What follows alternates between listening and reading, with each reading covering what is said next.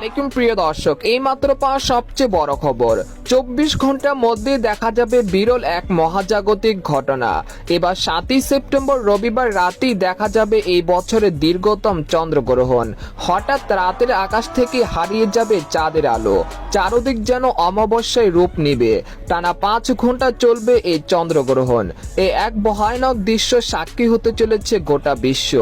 এছাড়া ভারত ও বাংলাদেশ সময় অনুসারে এই চন্দ্রগ্রহণ কখন শুরু হবে এবং কখন শেষ হবে জানতে হলে ভিডিওটি প্রথম থেকে শেষ পর্যন্ত দেখতে থাকুন। সূর্য, চন্দ্র ও পৃথিবী যখন একই সরলরেখায় অবস্থান করে এবং পৃথিবীর ছায়া চন্দ্রের উপর পড়ে তখন চন্দ্রগ্রহণ হয়। আর এইবার দেখা যাবে ব্লাড মুন নামের বিশাল বড় চন্দ্রগ্রহণ।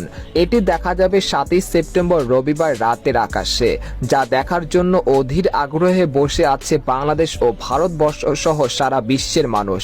আরও বিস্তারিত জেনে নেওয়া যাক। এদিকে এই বছরের শেষ চন্দ্রগ্রহণ হবে আগামী 7ই সেপ্টেম্বর রবিবার। এই দিন পূর্ণ গেরাস চন্দ্রগ্রহণ হবে। চন্দ্রগ্রহণটি 7ই সেপ্টেম্বর রাত থেকে শুরু হয়ে পরের দিন অর্থাৎ 8ই সেপ্টেম্বর ভোর পর্যন্ত চলবে।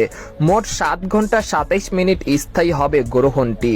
বাংলাদেশ সময় অনুযায়ী 7ই সেপ্টেম্বর রাত 9টা 28 মিনিটে চন্দ্রগ্রহণটি শুরু হবে। তবে সুখবর রয়েছে, এই সময় ঢাকা, রাজশাহী, খুলনা, বরিশাল ও চট্টগ্রাম বিভাগের সব কয়টি জেলা সহ ভারতবর্ষের আকাশ আয়নার মতো ক্লিয়ার থাকতে পারে। এতে করে স্পষ্টভাবে দেখা যাবে চন্দ্রগ্রহণটি।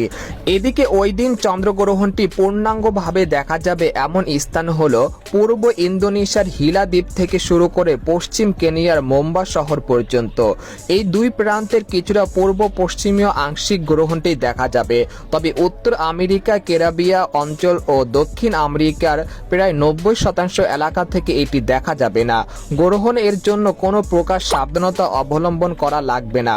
সকল প্রকার কুসংস্কার থেকে দূরে থাকুন আর ভিডিওটি শেয়ার করে সবাইকে জানিয়ে দিন। কোরআন ও হাদিসের আলোকে সূর্য গ্রহণ নিয়ে আমরা জানতে পেরেছি যে চন্দ্র ও সূর্য মহান আল্লাহ তাআলার নিদর্শন সমূহের মধ্যে দুইটি নিদর্শন, আর তাতে গ্রহণ লাগা আল্লাহ তাআলার হুকুমেই হয়ে থাকে। তাদের নিজস্ব কোনো শক্তি বা ক্ষমতা নেই। আল্লাহ তাআলার হুকুমের অধীনেই তাদের চলাচল এবং কার্যক্রম। তাতে গ্রহণ লাগলে মুমিন মুসলমানের করণীয় সম্পর্কে সুস্পষ্ট দিক নির্দেশনা দেওয়া হয়েছে।